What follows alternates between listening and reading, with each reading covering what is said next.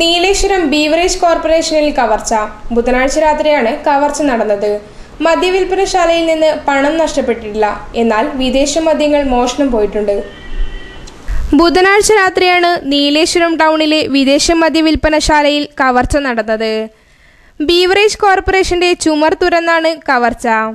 ഒരാൾക്ക് അകത്ത് കടക്കാൻ പാകത്തിൽ ചുമർ തുറന്നാണ് മോഷ്ടാക്കൾ അകത്ത് കയറിയത്. ബീവറേജ് കോർപ്പറേഷന്റെ പണപ്പെട്ടി തുറക്കാൻ ശ്രമിച്ചെങ്കിലും ആയില്ല.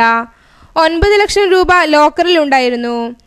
ലോക്കർ സംവിധാനമുള്ള പണപ്പെട്ടി തുറക്കാനുള്ള ശ്രമം വിഫലമായതിനെ തുടർന്ന് മോഷ്ടാക്കൾ വിദേശ മദ്യം മോഷ്ടിക്കുകയായിരുന്നു. എത്ര മദ്യക്കുപ്പികൾ മോഷണം പോയിട്ടുണ്ടെന്ന് ബീവറേജ് അധികൃതർ തിട്ടപ്പെടുത്തി വരുന്നതേയുള്ളൂ. നഷ്ടം ഇതുവരെ കണക്കാക്കിയിട്ടില്ല. ഒരു കേസ് മദ്യം മോഷണം പോയതായതാണ് നിഗമനം. രാവിലെ മദ്യവിൽപ്പനശാല തുറന്ന ജീവനക്കാരനാണ് പുറത്തെ ചുമർ തുറന്ന നിലയിൽ കണ്ടത്. കവർച്ച നടന്ന വിവരം ബീവറേജ് അധികൃതർ നീലേശ്വരം പോലീസിനെ അറിയിച്ചു.